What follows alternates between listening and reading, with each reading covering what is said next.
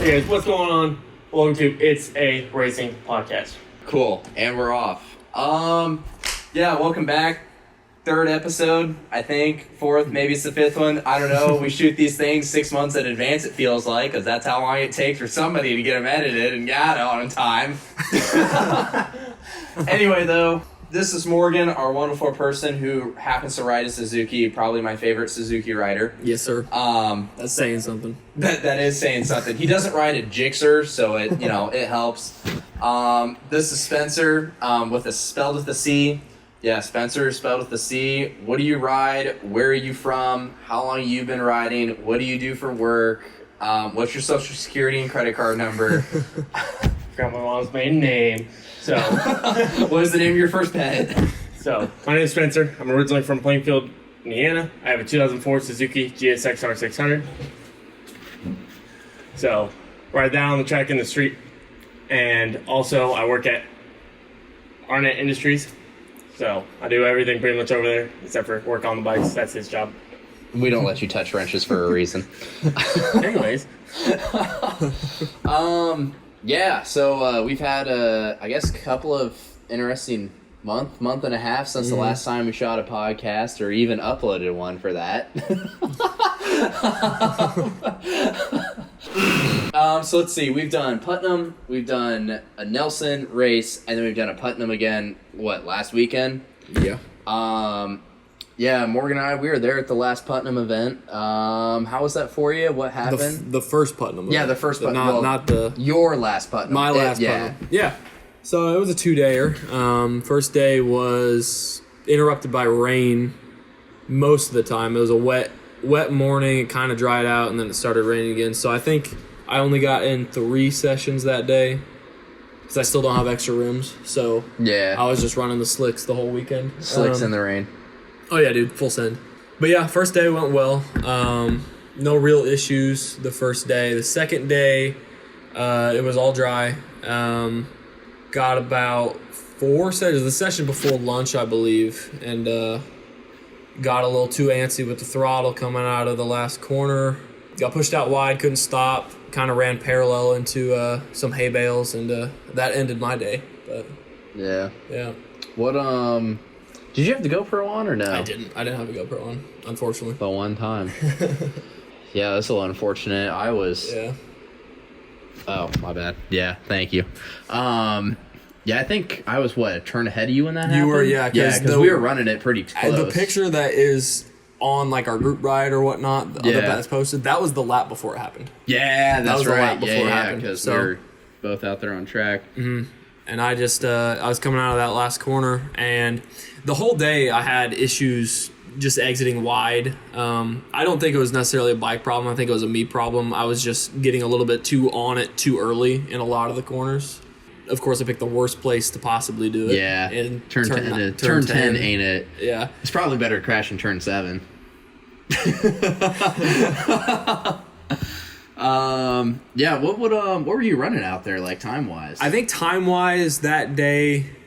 Because you were keeping up with me. I think 119s, 18s that day. Okay. I don't really know. I don't remember. I know I got timed, but I don't know how accurate it was. But if I had to guess, I think it was low 19s, high 18s that day. Something like that. Makes sense. Yeah, that's kind of an unfortunate day. Your tire warmers blew up on you. Yeah, that's the worst part about the day, if I'm being honest, is that they melted through, and I have to get new ones now. So yeah, in the Indy Superbikes guy, I forget his name. Mm-hmm. Adam. Yeah, have you seen that guy on Facebook? Adam, what's his last name? Erical. He runs the Indy Superbike. Anyway, he's starting to keep a lot more track sport bike stuff, parts and stock. So I'll have to check that out. He's got rise warmers. Does he? Yeah. So he's got warmers, a lot of race parts in stock that you would normally have to buy online, which is kind of nice for somebody local. Where's he at? He's up on the north side in Carmel somewhere, I think. Westfield, I think. Okay. I'll tag you on his page or something. Okay. Yeah, I'll have to check it out because I need to get some pretty soon. Yeah, because we got some races coming up. Mm-hmm. Let's see. Yeah, my Putnam, I only ran that one day. I only ran Sunday out there at Putnam for Midwest Track Day. That was pretty much it. It was our first time at Putnam with the R6. and I think I was running 20s or something like that. You were faster than me that day, so I think had I had another day, I would have been dropping that. But it is what it is. It's just a track day. It's not a race, so.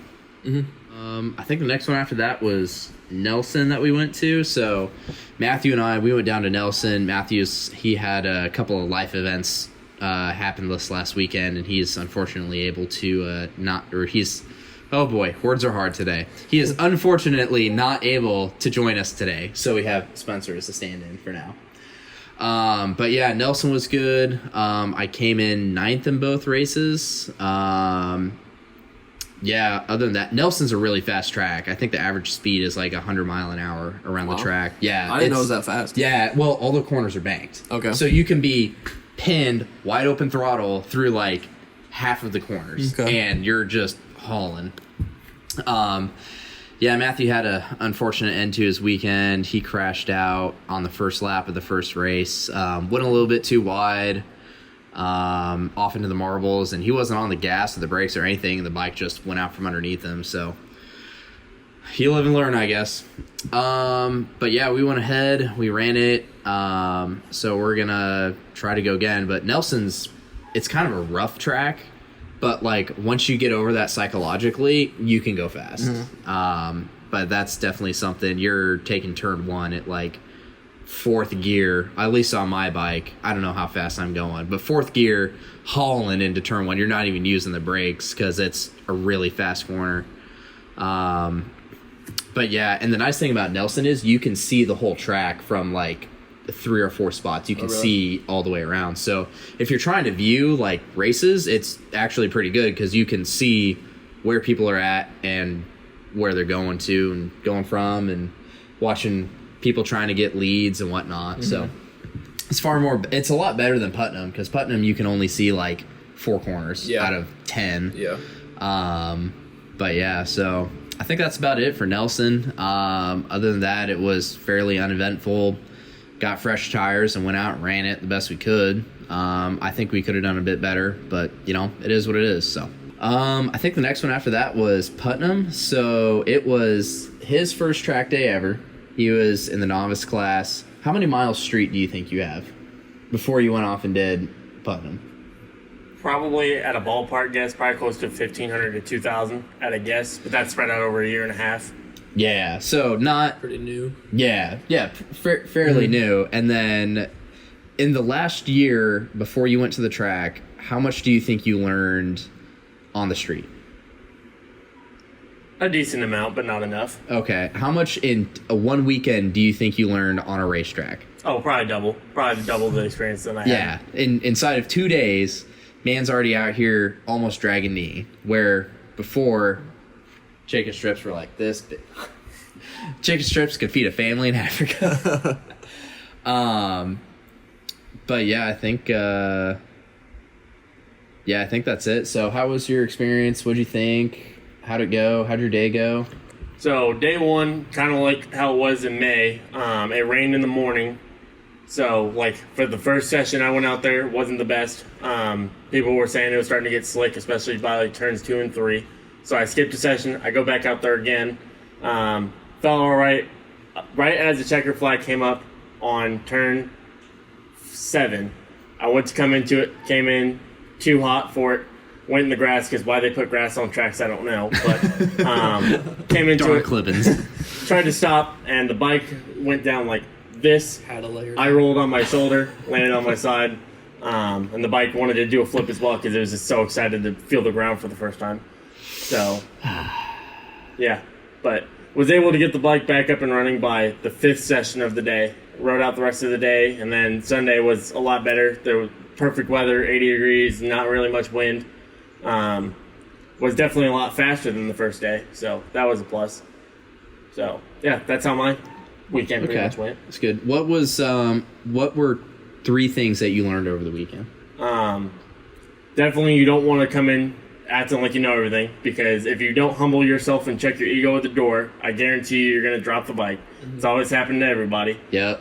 And there's a story that I don't know if you've told them yet on the podcast about NCM. No, I don't think so. The first term with Arnett. Oh, yeah, no, we haven't. Yeah. Do you want that, or do you want? You can tell them that. So, Jacob's first track day, he went down to NCM in Bowling Green, and we were tended up next to a guy named Ryan and Garnett. And Garnett looks at Jake and our buddy Weston and says, "Hey, watch out for this one corner. It gets a lot of people." And then he goes out on the first lap and dumps his bike out there. Sends his bike, fully sent. So that's why it's like, as long as you absorb everything that you're taking, you could be like Jake, who goes racing, and obviously you're still going to learn something that day. I mean, he learned things that he'll talk about. So, I mean, as long as you keep that in mind, definitely don't be all over the track because you'll learn really quick. That's not going to help you go any faster. And then I also learned that the brakes do work, and they work pretty well. So it's good. Yeah, no, just basically what Spencer's saying. Literally, my first track day, I was on my Ducati 848. I thought I was the baddest person out there. I'm out here, got the track suit on, got the helmet, the boots, the gloves, looking like a full-on stormtrooper out here. And I'm sitting there going hard, like, taking everything as fast as I can, thinking I'm Valentino Rossi. Some crackhead 15-year-old on a Ninja 400, like, around the outside. And I'm like, that is a 400. And I think he actually lapped me twice in a 20-minute session. That was my first track day. And then I also dumped it there as well. Turns out brakes work really, really well when you're leaned over. The tires do not. But yeah, lessons learned from your Putnam experience. Just don't, especially at track days, don't go in over your head. Like, because I knew I had problems exiting wide the whole day, like the day before and that day. But I just picked up the throttle too early on multiple times. Not necessarily the rear was fine. It wasn't spinning up on me or anything, but it was just driving me out, standing it up. You know how it goes. Yeah. But I just didn't learn from that, and I kept trying to push more instead of just like stepping back from it and saying, okay, this is what's happening and what could be going on.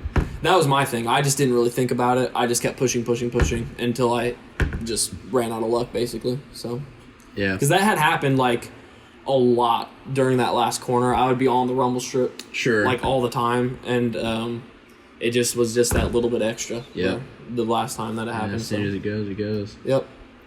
Yeah, I think. Yeah, going back to lessons learned. I mean, Nelson, I finally learned like how to get on the gas, being on the gas in the corner, and really truly understanding how much load the tire can take. Mm-hmm. And it's just like, because Matthew was all day on practice day Friday, Matthew was running a good probably 8 seconds faster than me. Really? Yeah, like all day. And we went out and walked the tracks Friday evening before the races, and Matthew's like, bro, I am on the gas. I'm like, what do you mean? He's like, dude, I am like full pinned. I'm like, are you for real? He's like, yes. And I'm like, all right. Went out and practiced the next morning. I was like, well, if Matthew's doing it, I'm doing it. Like, we're racing in 2 hours, so we gotta be on top of our game. And I think I ended up dropping. I think I set a faster lap time that weekend than Matthew did, which is unfortunate though, because Matthew, he accidentally laid it down in turn 4. So I think he would have been a lot faster than me had he not done that. Yeah. So. 3, 2, 1, go!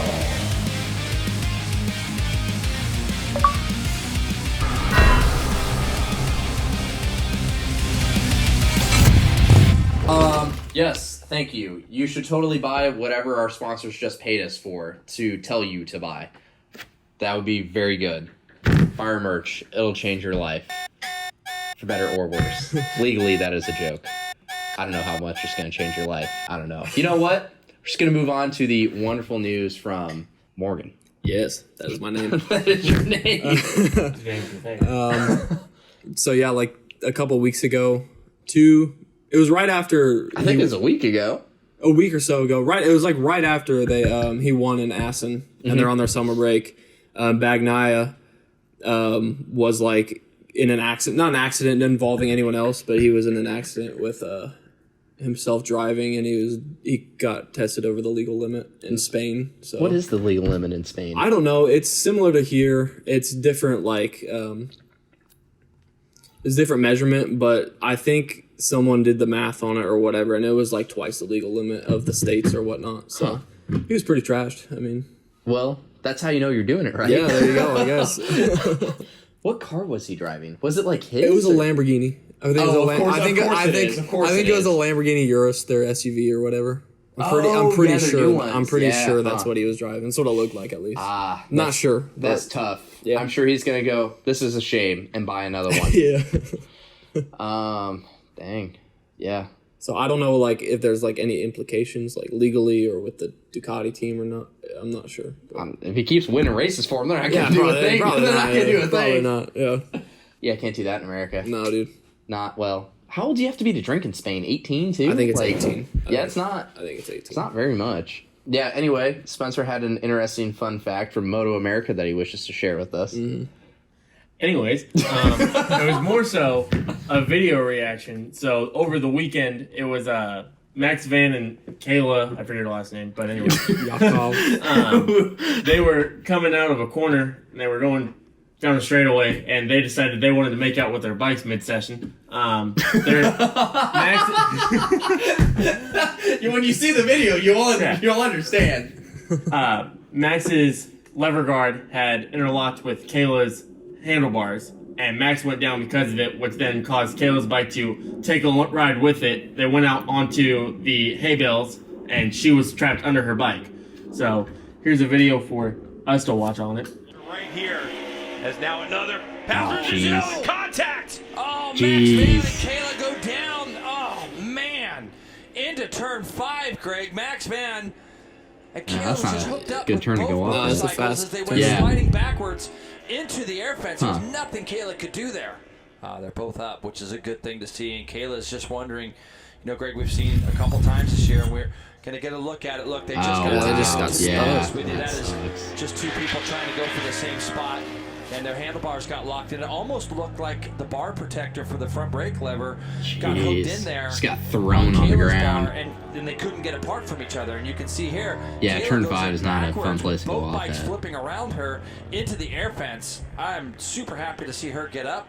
Thank you to Road Racing World, obviously, for that air fence. See, kids, this is why we don't do premarital hand holding. Yeah, in other news though, Suzuki has quit MotoGP. Yeah. That's kind of the big thing that happened over the weekend. I don't know why. They're doing well. I think I read something about it being like Suzuki cars and everything in Europe are being slammed with like emissions taxes Really? and stuff, and it's Jeez. just like they're withdrawing. They're also withdrawing from their endurance championship Endurance as well. World Championship, yep. So I think they're just like cutting all Yeah. the big costs and everything. Yeah, from a website called Visor Down. It has a motorcycle reference in it, so it must be legit. Suzuki decided to end the participation of MotoGP and EWC, which is the Endurance Championship. They want to reallocate resources on other initiatives for sustainability. Racing has always been a challenging place for technological innovation. Decision means that they're going to take on the challenge to build new motorcycle business operating by redirecting the technological capabilities and human resources that they cultivated through racing. So maybe Suzuki will update their bike from 2004 that they keep selling for like $11,000. Like, hopefully Suzuki can make something new for once. If they're not going to race MotoGP, their bikes better be like good. The bikes are already good. They're just the same bike from 2000. Yeah, from throw some 2000 innovation to be on it. honest. Yeah. This is the same thing. It's the same ECU, same fairings, brakes, throttle bodies, forks. Like, we do a lot of stuff we work on motorcycles all day. Suzuki has the most crossover parts from bike to bike. From 1999, Suzuki has not made a new motorcycle. The same frame, the same swing arm that's on the Gen 2 Hayabusa is on the new Gen 3s. And I'm pretty sure it's the same frame too. The only thing they've done is bold new graphics and like, am I wrong? Am I No. wrong? No. It's a good bike. They make a wonderful bike. It's just the same thing. They said it and they forget it. I mean, it works though. So you got to give them that. It still works. They're still winning races with it. They're still one of the most popular bike brands out there. So maybe we'll see something new. Maybe we'll see something with more technology on a 600 than ABS and rider modes. Yeah. Yeah, I think that's about it. So, are you going to try to do Grattan? I would like to try to do Grattan, yeah. Okay, for yeah. sure. I would hope to be there because I can't make Mid-Ohio. Okay. But I really want to shoot for Grattan because it's been too long since I've been out there. So Yeah. Grattan's, I hear, allegedly, it's a challenging track. Okay. It probably is. Yeah, I'm personally going to try to chase points and make expert this year. We will see how that goes. If it happens, cool. If it doesn't happen, okay. But yeah, that's kind of the goal. Get expert, start getting points in expert class. And most of it's just so we can go ahead and... so yeah, I'm trying to chase points. So the next race for me is Mid-Ohio, and then Grattan, which I think... You're going, Matthew's going, it's going to be all of us up there. And if you want to get a track day weekend up there, you can. So you can run your bike Friday if you want. Our wonderful producer, he's going to be going, hopefully. We'll see. Yeah, sure. Sure, okay. And yeah, other than that, I think we got Pittsburgh International Raceway for me, and then another Grattan after that, and I think it's the end of the season for us. So I have 8 more races to try to make expert. We'll see how that goes. What are you gonna try to do anything like that, or just take a chill season, I guess? I don't know. A lot of it unfortunately depends on work. Yeah. If I can get there or not. I'm sure Putnam's gonna have a couple more too. Yeah. I'd like to get out there at least. I definitely want to race at least ideally like 3 more times, but who knows? Well, you have 4 more technically. 4 more, yeah. Yeah, you have 4 more races that's right. that you have to do. 4 more. So yeah, 4 more. I'd like to. I think it's possible, but I could just split CCS too and Wira as well. Yeah, There's a I mean, you can do there's a couple more in CCS, each. So yeah, I would have tried to done more CCS, but I missed too many at the beginning of the season to get points. So I'm like, all right, here we are. So yeah, I think that's it. Do you want to close, or who opened us? Was it you? Yeah. Okay, do you want to close this out then? sure. All right. Sure. Thanks for joining us, and it has been. It's a racing podcast. Cool. See you later. Lit.